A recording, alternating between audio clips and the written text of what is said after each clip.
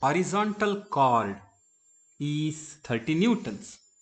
The weight W and the tension in the string OA in Newton are.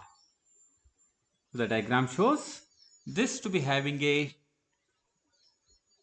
tension of 30 newtons. We need to find the value of W and the tension in the other string. Let's show the construction. This is 30 and this is W, and let us call this as T, or say T2.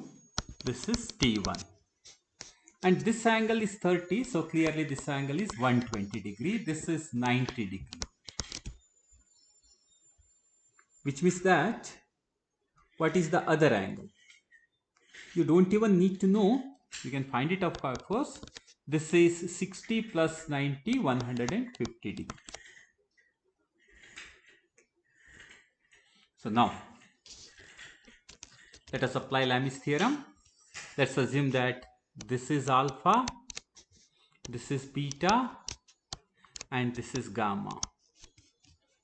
So we have T1 divided by sine alpha is equal to T2 divided by sine beta is equal to W divided by sine 120, which is the known quantity here. T1 is known. So if I substitute that, 30 divided by sine 150 is equal to T2 divided by sine beta is 90, W divided by sine 120.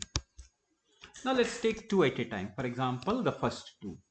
If I take these two, I will have T2 is equal to sine 90 divided by sine 150 into 30.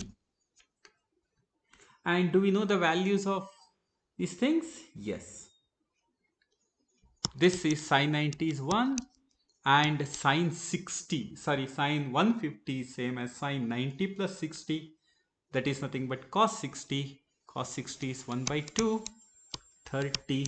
So this turns out to be 60 newtons. Similarly, W. How can we find out the value of W? Now I will take this and this.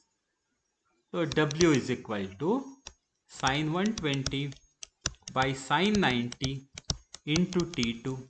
We have already found the value of T2. T2 is 60 and sine 90 is 1. Sine 120 is sine 90 plus 30, that is cos 30. Cos 30 is root 3 by 2 into 30.